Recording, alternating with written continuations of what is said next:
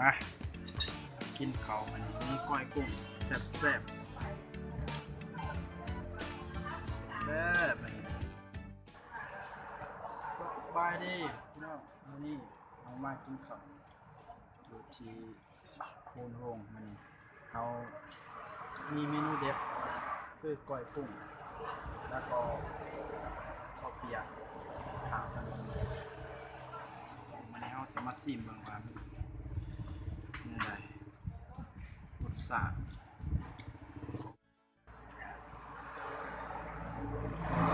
แซ่บ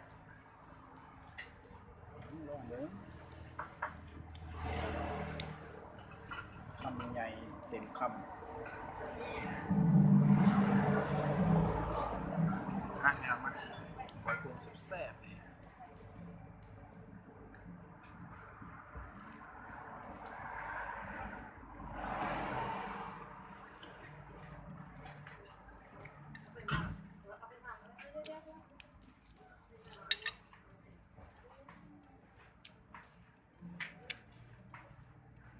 ก็พี่ดึกว่าแล้วเขาเปียกโอ้ยแซ่บๆก็ออนซ่อนแห้งนะทายเก็บกับทายขาวดีเลยปั้นไข่ปอเลย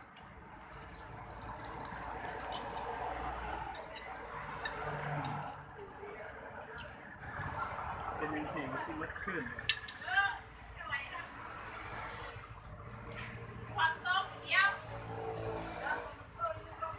เกี่กับสูตายแล้ว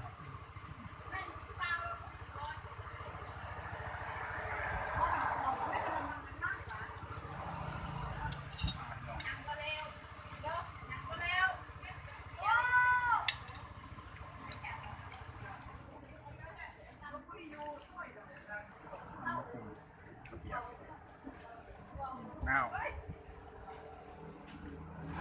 จะมีคนมีเจล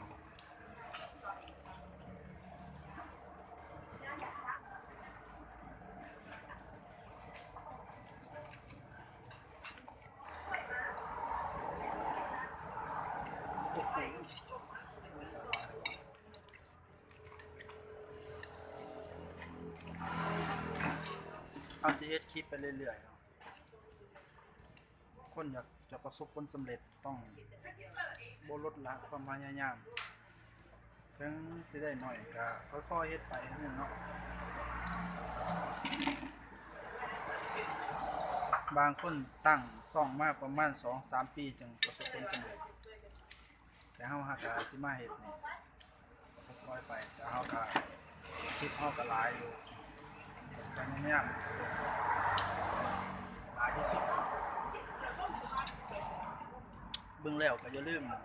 กด Subscribe หรือว่ากดกระดิ่งนำเด้อจะได้ติดตามช่องใหม่ๆของผู้บ่าวบ้านนอกครับมื้อนี้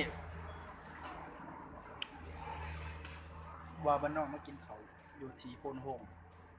มากินข้าวเปียกมาเวียกทางพี่ก็เลยมากินข้าวเปียกย่างสวยมื้อนี้จะมีก้อยกุ้งน้ำแดงก้อยกุ้งก็เหลือแต่ถ้วยไว้เหลือแต่ถ้วยแล้วนี่นะแซ่บแห้งต้นน่านมันน่าจะสิได้กินก้อยกุ้ง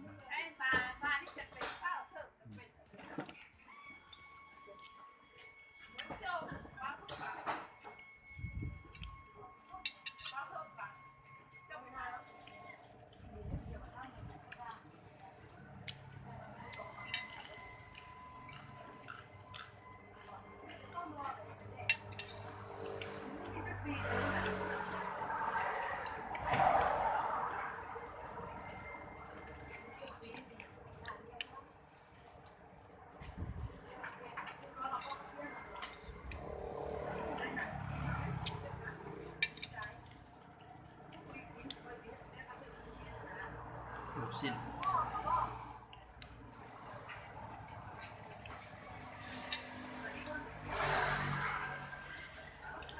เป็นว่าสำเนียงก่อนเนาะ